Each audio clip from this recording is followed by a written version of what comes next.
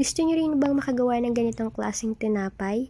Perfect pang kape at syempre pang merienda. At pwedeng-pwede nyo gawin yan sa bahay. Kaya tara gawin natin yan. Kaya sa isang bowl ay maglagay lang tayo ng 1/2 cup white sugar, 1/2 teaspoon salt, at lagyan natin ng 1 cup lukewarm water. Siguraduhin natin guys na lukewarm, and then add tayo ng 1 1/2 teaspoon ng dry yeast. At haluin lang natin yan.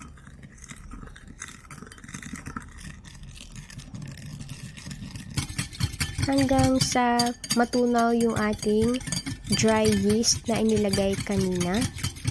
And then, iset aside natin yan. At sa isang lalagyan ay maglagay tayo ng 2 cups ng all-purpose flour.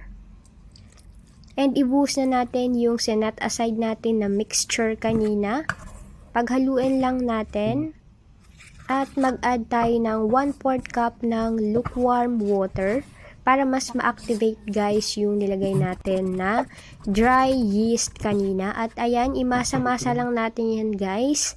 At maglagay tayo ng 1 teaspoon ng oil para lang hindi siya dumikit.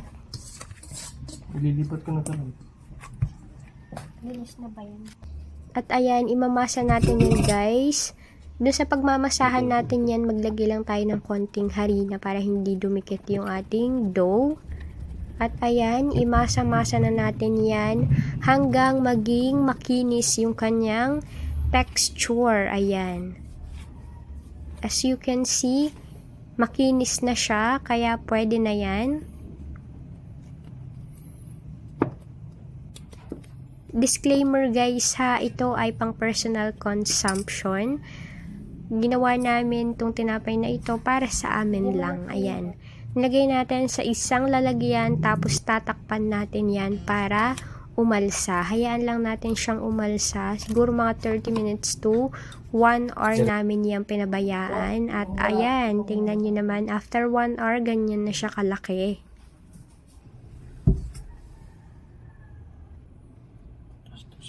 Dumi pa. At yan na yung itsura niya guys. Nagdoble na yung size ng ating dough.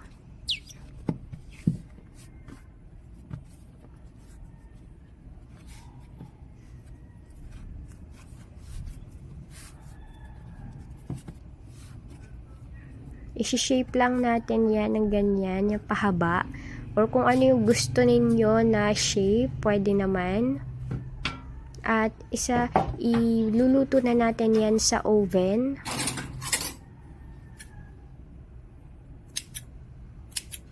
Ayan, may paganyan pa si Mayor. Naka-preheat na yung ating oven guys ha. Sinet namin yan ng 200 Celsius at lulutuin natin yan ng 20 minutes lang. At ayan na, after 20 to 30 minutes, ganyan ang itsura niya guys. Luto na yung ating loaf bread. Ayan ang itsura niya. Tamang-tama lang ang pagkaluto.